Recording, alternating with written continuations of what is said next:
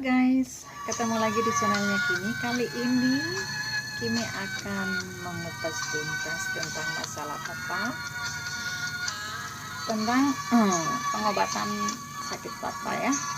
Jadi di masa pandemi orang-orang pada takut ke rumah sakit, orang-orang pada takut ketemu dokter, tapi papa saya harus harus ke rumah sakit, ketemu dokter, dan harus sekolah. Papa saya itu mengidap penyakit jantung sudah kurang lebih 10 tahun lebih ya guys, dan sudah dipasang 7 ring ya guys, banyak sekali ya. Jadi sudah sangat lama papa mengidap penyakit jantung. Jadi orang bilang itu sudah parah ya, jadi tidak boleh lagi terlambat obat ya. Jadi setiap bulan minum obat, sepanjang 1 bulan minum obat, berikut lagi harus ambil obat dan minum lagi. Nah, ada beberapa hal yang bisa kita ambil pelajaran dari kejadiannya papa saya, karena saya anak yang paling banyak mengurus papa ya. Jadi mungkin karena saya anak bungsu, belum menikah, jadi jadwalnya terlalu banyak di saya. Nah, sepanjang saya mengurus papa, ada banyak hal yang saya ambil pelajaran di situ. Jadi antara lain adalah, pertama, kita harus menjaga aktivitas kita, harus balance ya. Jadi balance-nya itu kita bekerja, tapi olahraga jangan kita tinggalkan juga. Jadi harus olahraganya oke, bekerjanya juga oke. Baru yang kedua adalah pola makan harus dijaga ya guys ya. Jadi pola makan yang harus dijaga. Baru yang ketiga lifestyle-nya. Jadi lifestyle-nya papa itu adalah seorang perokok berat. Jadi orang Manado bilang pemadat. Nah, yang mengakibatkan jantung itu juga adalah alkohol ya, salah satunya ya. Jadi papa tidak peminum alkohol, hanya sekali-sekali minum bir ya. Jadi tidak banyak. Yang membuat papa itu sakit jantung adalah perokok berat. Sampai tua nanti berhenti setelah mengidap penyakit jantung. Nah, saya sejak lama mendengar ada kalimat perokok pasif itu sangat berbahaya. Jadi perokok pasif itu ternyata adalah orang yang menghirup asap rokok dari orang lain. Nah, dengan adanya papa perokok hebat, perokok berat, jadi mengakibatkan 2 orang yang kena sakit. Jadi mama kena di paru-parunya mama, baru papa kena di jantungnya papa. Nah, waktu mama kena sakit kanker paru-paru, saya bertanya-tanya sampai saya konsultasi, ada berapa dokter saya konsultasi, saya mencari tahu kenapa kok mama kena kanker paru-paru. Sedangkan kalau saya telusuri, kita tidak ada turunan sakit TBC ya, yang mengakibatkan itu atau yang lainnya mengakibatkan sakit paru-paru. Nah, akhirnya diketahuilah karena adanya papa perokok berat. Jadi kena di mama dan kena di papa sendiri. Papa sama mama itu dulu semasa hidup, mama kemana-mana sering berdua ya. Jadi ya, setiap papa merokok berarti mama yang hirup. Nah itulah guys ya. Jadi mudah-mudahan Anda yang sebagai perokok berat mulai sekarang dikurangi ya, karena yang terjadi akan karena Anda yang merokok itu kena juga bagi orang lain ya, terutama bagi Anda sebagai seorang suami, mungkin bisa juga kena kepada istri Anda atau anak-anak Anda. Itulah guys kenapa saya membuat konten ini, karena ini sangat perlu sekali kita harus perhatikan ya. Karena saya sendiri telah mengalami, walaupun saya tidak mengalami sakit jantung, tapi saya merasakan betapa rumitnya, betapa ribetnya sebagai seorang manusia biasa mengurus papa selama kurang lebih 10 tahun. Karena sebagai seorang anak, setiap hari selalu ada jadwal untuk selalu mengontrol papa. Kalau papa tidak ada dekat saya telepon ya. Kalau di tempat kakak saya atau pulang kampung, saya harus telepon, saya harus mengontrol jadi kondisi papa seperti apa gitu ya. Baru setiap bulan harus rutin ke rumah sakit, kontrol, dan juga harus ambil obat gitu ya guys ya. Jadi sangat saya terbeban dengan banyak orang juga. Jadi kadang-kadang saya kalau ketemu orang yang suka merokok, saya langsung cerita tentang keadaannya papa sama mama. Dan ada seorang bapak pernah saya informasikan tentang hal ini, dia tiba-tiba berhenti merokok. Itu ya guys ya.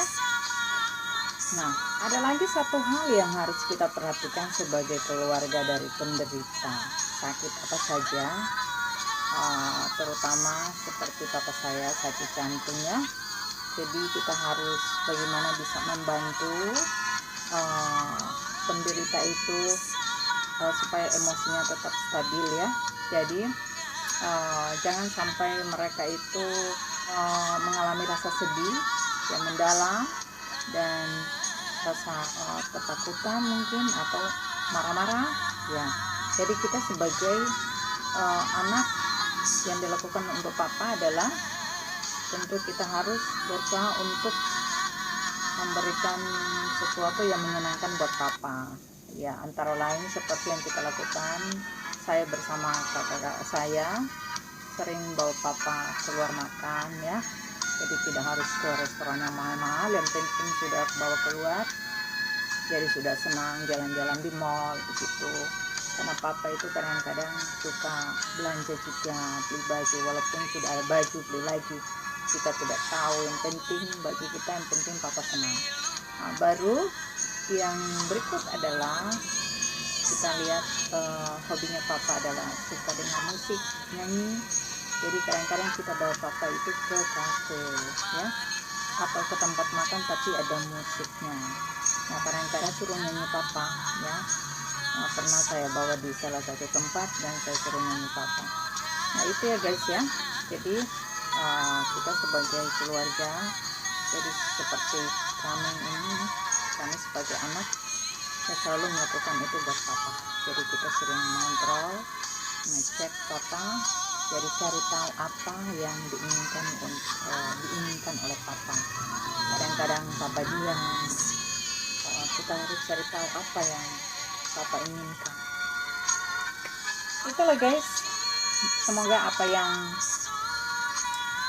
kita infokan di sini, kita utarakan di sini bisa membantu buat Anda yang memiliki sama seperti kita, keluarga yang menderita sakit, atau nanti next orang tua kita sudah tua, apalagi sudah menderita sakit. Jadi kita sebagai anak harus pintar untuk menjaga emosi.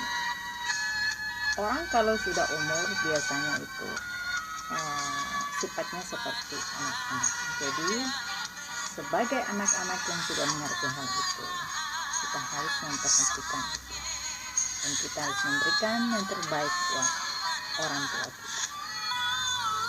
Oke guys, sebagai bukti bahwa papa melakukan aktivitasnya di masa pandemi, aktivitas yang berobat, berkunjung ke rumah sakit dan ke dokter di masa pandemi, kita akan lihat video berikutnya.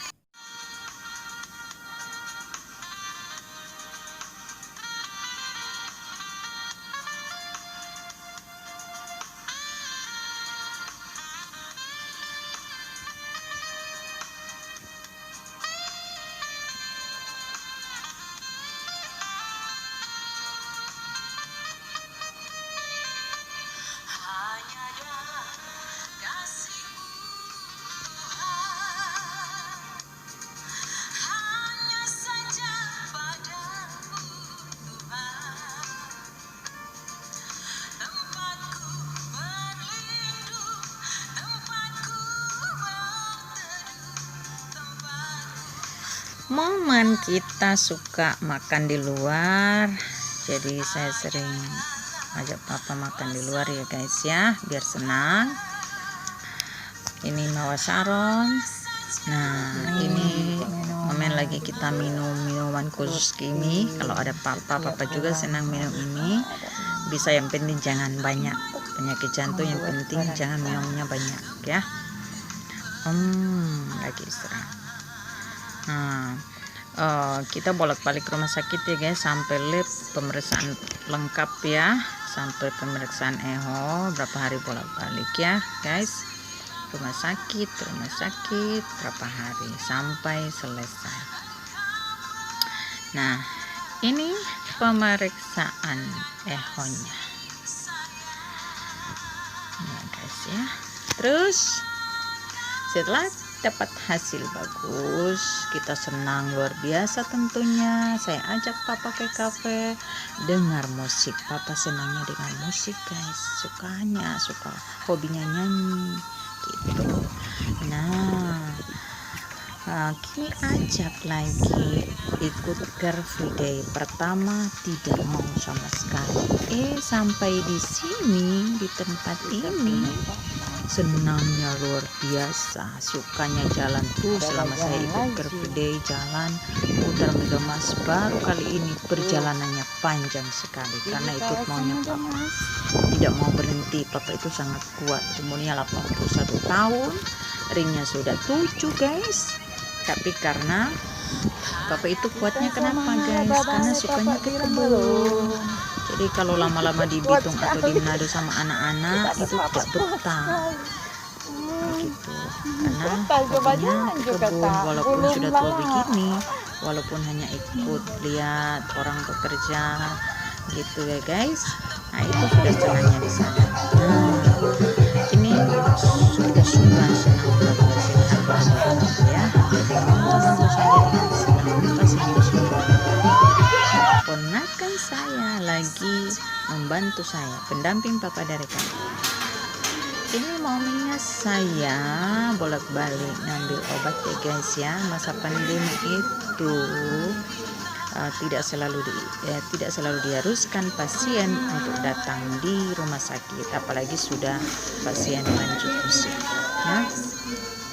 Jadi obatnya papa itu guys ya, setiap bulan itu banyak sekali pasien jantung itu minum obat seumur hidup guys. Makanya kita harus jaga kesehatan kita dari sekarang ya guys ya, jangan sampai kejadian, karena saya sudah merasakan sendiri ngurus papa ini sudah bertahun-tahun ya guys ya.